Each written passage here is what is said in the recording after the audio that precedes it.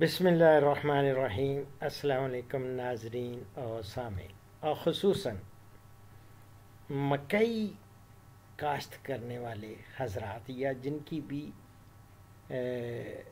دلچسپی ہے بہاریہ مکئی کے بارے میں، کیونکہ آج 24 جنوری 2019،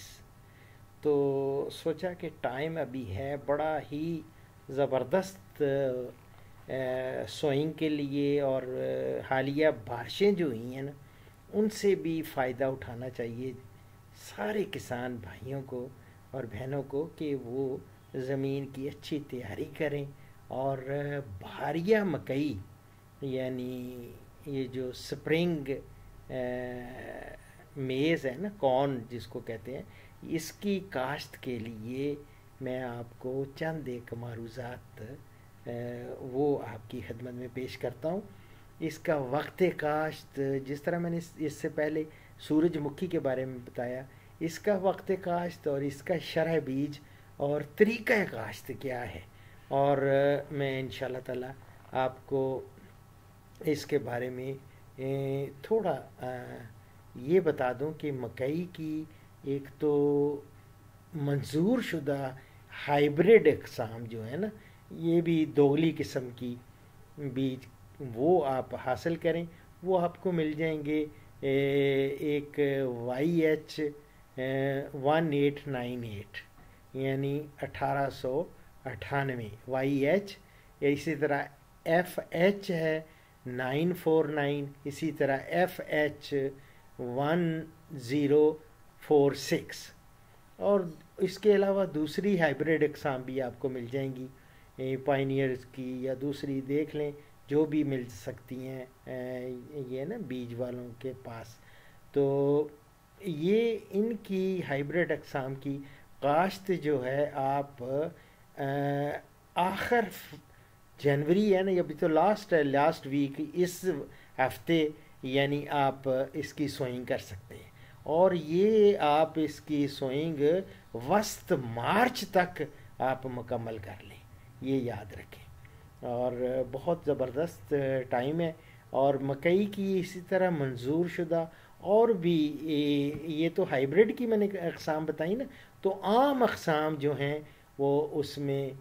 ملکہ 16 ہے، اگیتی 2002 ہے، اسی طرح MMRI یہ آپ کو یلو یہ مل جائے گی، اور پرل یہ اقسام ہیں جو پنجاب کے خاص طور پہ میدانی علاقوں کے لیے یہ ریکمینڈ کی جاتی ہیں، اور یہ 15 جنوری سے لے کے یعنی ابھی بڑا زبردست ٹائم ہے، اور فروری کے آخر تک آپ اگلا پورا مہینہ ہے آپ کے پاس۔ یہ ہفتہ بھی آج 24 جنوری، تو یعنی یہ آخری ہفتہ جنوری کا بھی آپ کو مل جاتا ہے، اور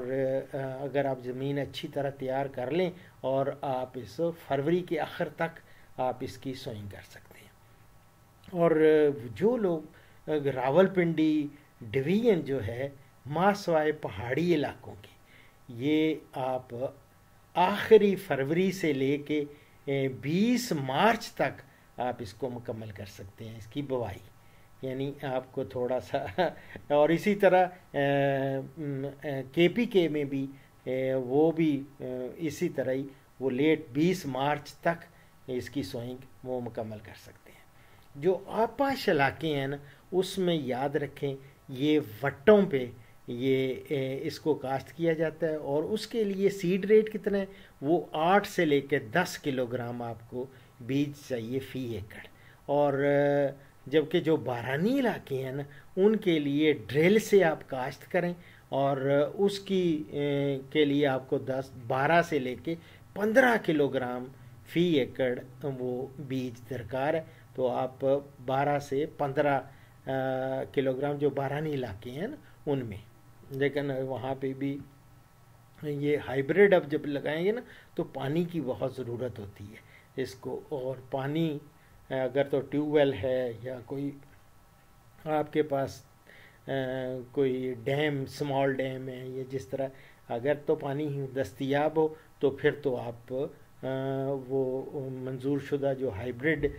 سیڈ ہے مکئی کا وہ لگائیں، نہ ہو تو پھر عام وہ کاشت کر سکتے ہیں۔ وہ اقسام میں نے آپ کو بتا دیا، وہ آپ قطاروں میں وہ، لیکن یہ ہے کہ قطاروں کا جو درمیانی فاصلہ ہے نا، وہ جب ڈرل کریں گے تو وہ کم از کم 2.5 فٹ رکھ لیں، 2.5 فٹ ہونا چاہیے قطار سے قطار کا فاصلہ۔ اور بہاریہ مکئی کی ہائیبرڈ اقسام کو جو ہے وہ آپ خاص طور پہ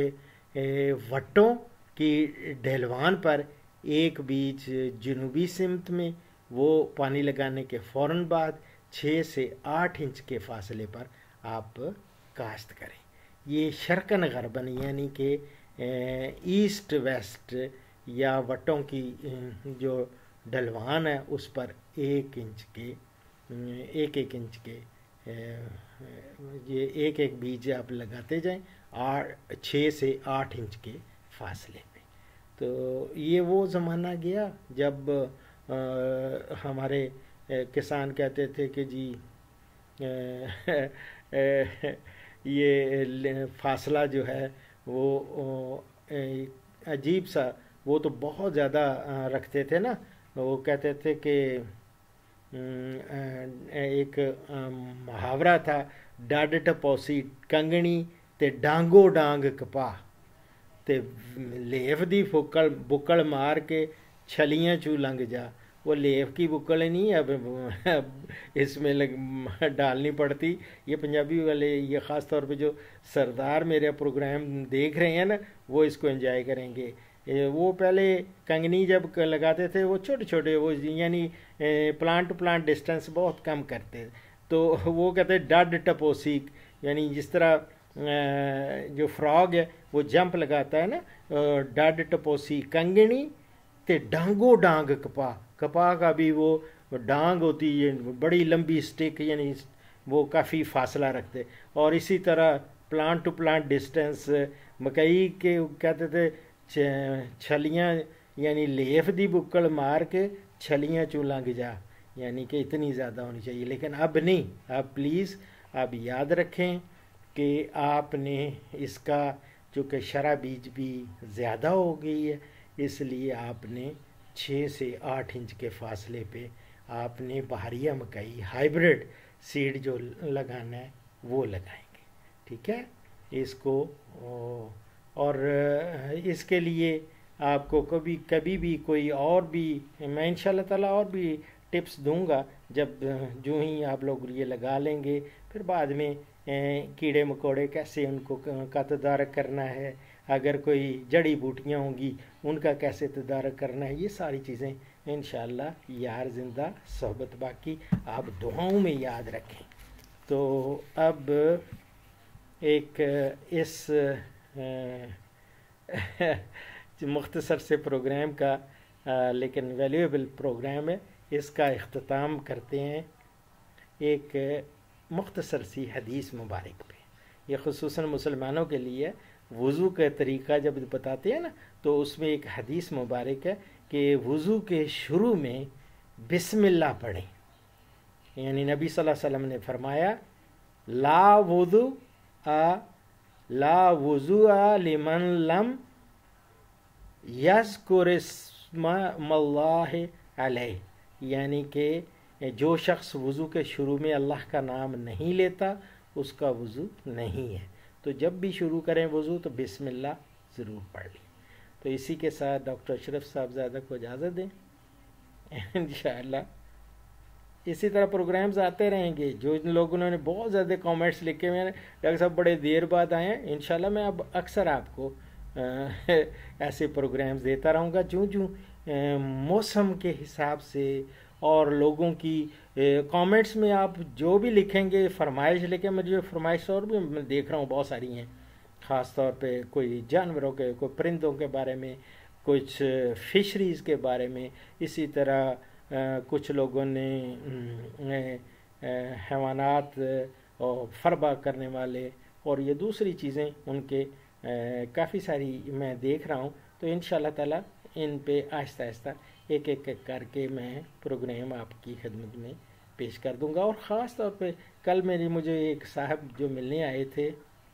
انہوں نے کہا تھا کہ چارہ جات کے بارے میں، خاص طور پہ چارہ کی اس میں کیا افادیت ہے، یہ کیوں ہم ڈالتے ہیں چارہ، یہ ساری چیزیں میں انشاءاللہ تعالیٰ تھوڑے تھوڑے کر کے پروگرامز آپ کی خدمت میں پیش کرتا رہوں گا. دعاؤں میں یاد رکھیں. بڑا میں ریلیکس ہو کے بیٹھا ہوا ہوں اسلام آباد میں. بارش تھم چکی ہے، موسم اچھا ہے، پیارا موسم ہے، سردی ہے اور عشاء کا وقت ہے. تو اب میں عشاء وضو اس لیے میں نے کہا چونکہ میں نے بھی ابھی